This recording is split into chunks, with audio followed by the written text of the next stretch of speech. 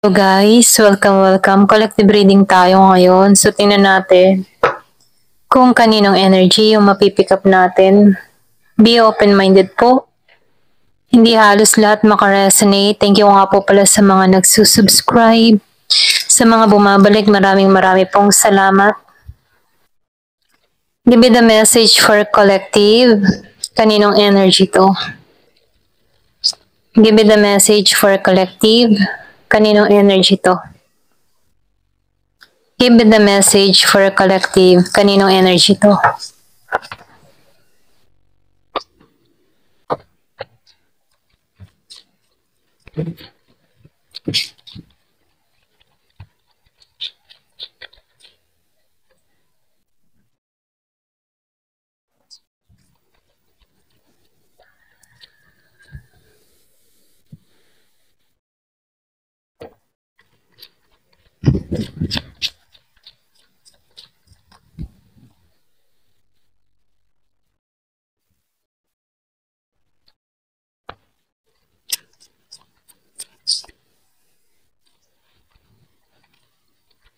Meron ako nakikita ditong tao na nagsisenti, naghihimutok.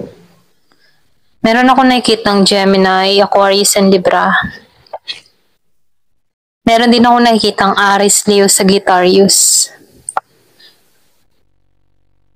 Meron dito naghihimutok dahil ramdam niya na merong inililihim sa kanya. Meron tao naglilihim sa kanya kaya naghihimutok siya dito. Meron siyang kutob. Meron siyang nakukutoban dito.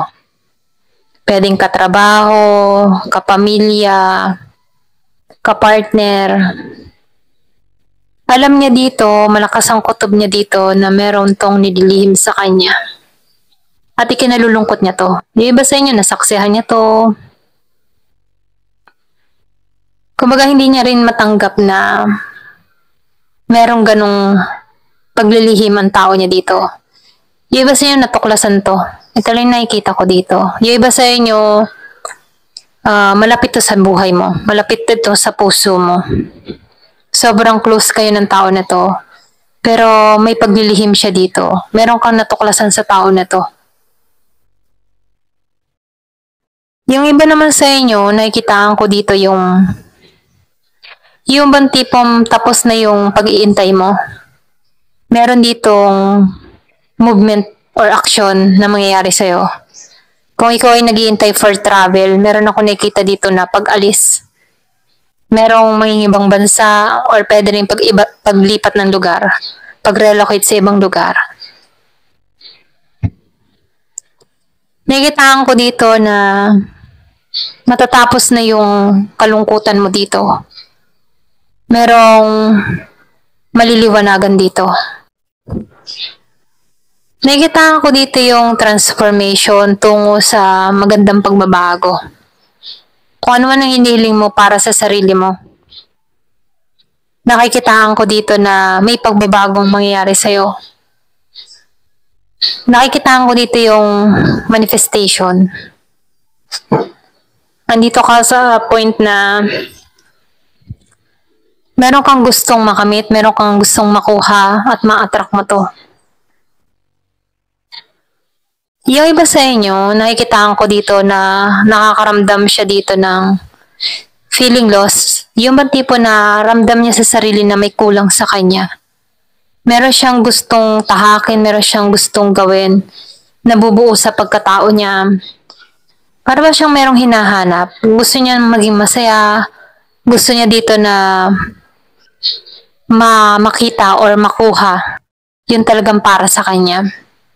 Yung iba naman sa inyo, nakikitaan ko dito, mahabang panahon ka ng single na parang may kulang sa buhay mo na bubuo sa'yo. So, nakikitaan ko dito yung pagtahak mo sa panibagong destination na kung saan nagsisearch ka, para kang nagsisearch ng kapareha, humahanap ka dito ng taong makakatuwang mo, humahanap itong tao na to ng makakapareha sa buhay. Nakikitaan ko dito yung transformation na mangyayari sa tao na to. Meron din ako nakikitang message. Meron tong may kilala sa online or pwede rin meron ditong ipakilala sa tao na to. Nakikitaan ko dito patungo to. So, sinasabihan ko dito, kung ikaw may nagsisearch, no, huwag kang hanap ng hanap. Meron ditong parating sa'yo.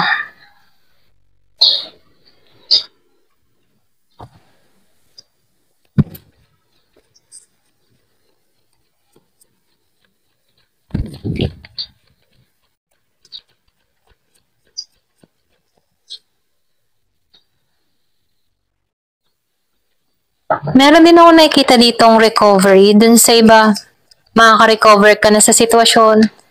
Kung nitong mga nagdaang araw, parang ang bigat-bigat ng pakaramdam mo, hindi ka makatulog, nababalisa ka, hindi mo maintindihan kung bakit ang bigat-bigat ng pakaramdam mo.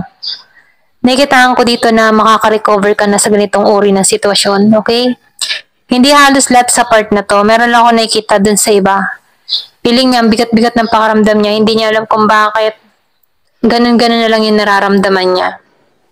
Hindi siya makatulog, feeling niya walang pagbabago, ganun at ganun yung energy niya, feeling down. Pero meron ako nakikita ditong malaking pagbabago na mangyayari sa tao na to. Meron ako nakikitang Gemini, Aquarius, and Libra. Kung nakakaranas ka ng sobrang bigat, kahit wala ka naman ginagawa, feeling mo ang pagod na pagod ka, ganun. Parang tamad na tamad ka lang.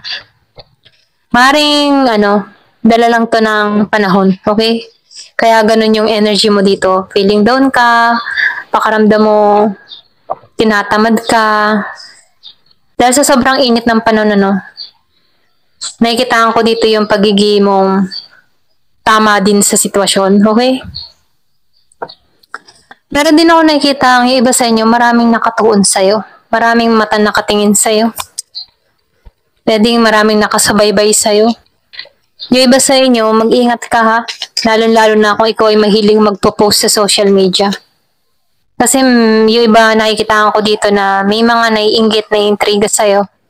Nakatuon sa'yo. Kaya yung iba sa inyo, ang energy mo, lobat ka. Or tamad na tamad ka dahil nasasagap mo yung energy ng ibang tao. For example, pinag-uusapan ka nila ng mga kung ano, or mga negatibong kumbaga yung energy mo dito na down, okay? Feeling low ka.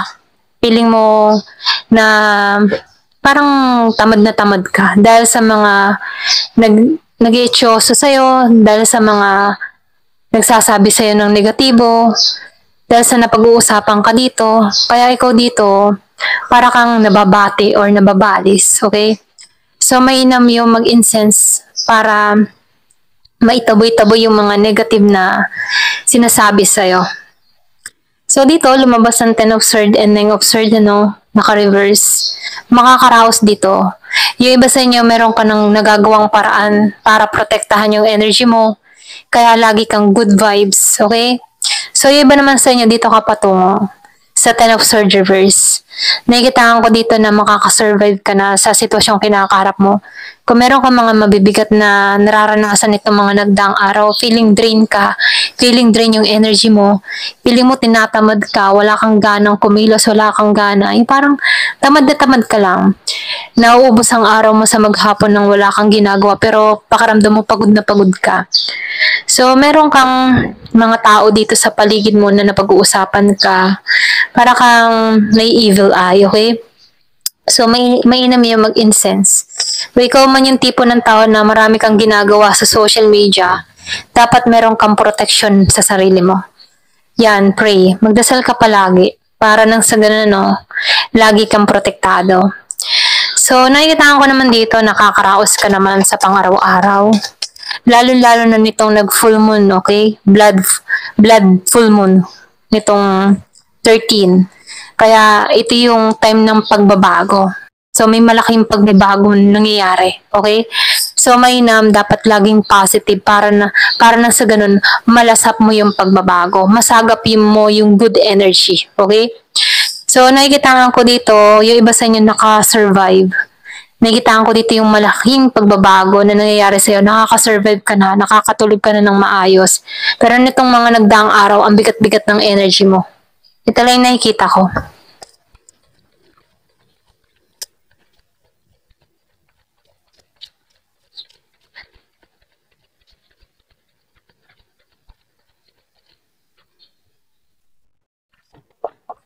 So nakikitaan ko dito yung iba sa inyo, naghilom ka na sa sitwasyon, nakaka-recover ka na. Ayan, recover talaga. Ito na yung nakikita ko. Hindi ka na masyadong nasasaktan sa nakaraan. Tanggap mo na rin naman yung iba sa inyo. Hindi ka na masyadong nasasaktan. Dedma mo na lang yung nakaraan.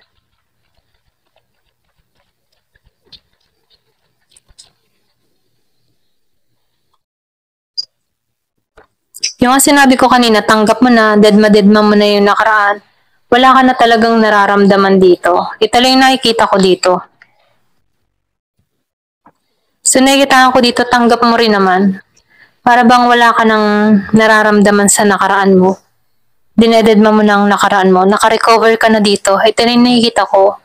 Kaya iba sa inyo, marami nakamasid sa'yo kasi nakikita nila yung pagbabago para sa'yo. Yung iba sa inyo, pwede nag-aayos ka na, hindi ka na katulad dati. Yung iba sa inyo, before, napabayaan mo na yung sarili mo, ang laki ng pinayat mo, pero ngayon nakikita ka ng tao na nakaka-recover ka na, kaya maraming nakatingin sa'yo. So, mainam din talaga yung magsuot-suot ka ng mga kontrabales, okay?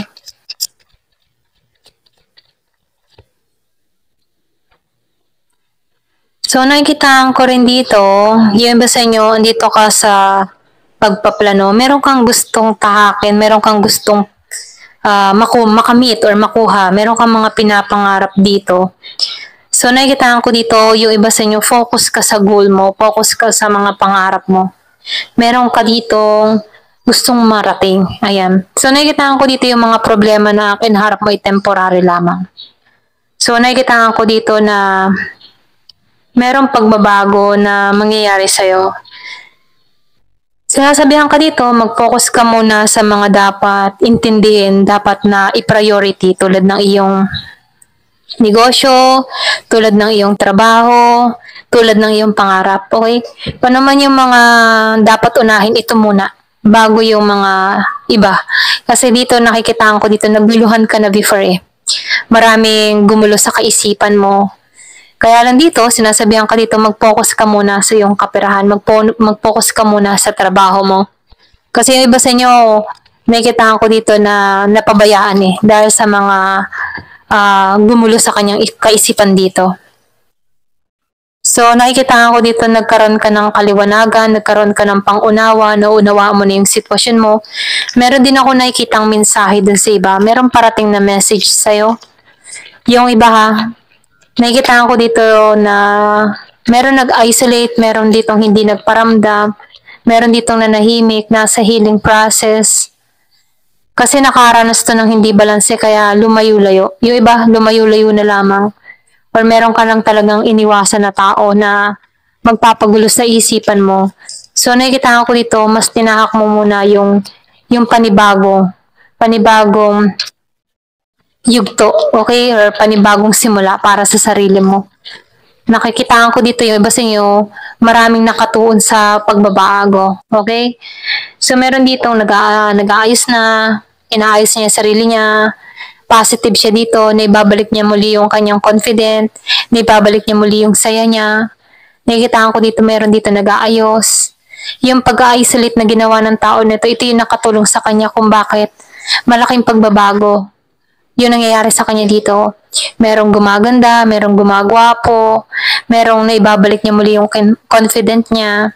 Nagiging siyang maayos sa panahon ngayon. So nakikita ko dito yung pag-asa, yung passion ng tao nito sa pagbuo niya sa kanyang sarili. Ayan, ito na nakikita ko. Meron ako nakikitang Aries, merong Leo, Sagittarius. So nakikita ko dito yung malaking pagbabago na nangyayari sa tao nito. Bagamat merong kulang sa kanya dito, pero ganun pa man, nabuo niya na muli yung sarili niya. Ayan. Yung iba sa inyo, mag-ingat ka na lamang sa mga pagkakatiwalaan mo, lalo na rin sa mga post mo sa social media. Kasi uso talaga ngayon ang mga nagbibigay ng masasamang intensyon, lalo na kapag naiinggit sa kapwa. Kaya mainam, piliin mo yung ipopost mo sa social media. Ito lang nakikita ko. Kasi yung iba sa inyo, nakaka-recover ka na. At ipagpatuloy mo itong ginagawa mo kung bakit nakaka-recover ka dito. Nakikita ko dito na nagiging kang positive, nakakaraos ka. Alam mo yung direction mo, alam mo yung gagawin mo, at nagtatagumpay ka dito. Ayan, ito lang yung nakikita ko. Ayan, thank you for watching. Love and peace.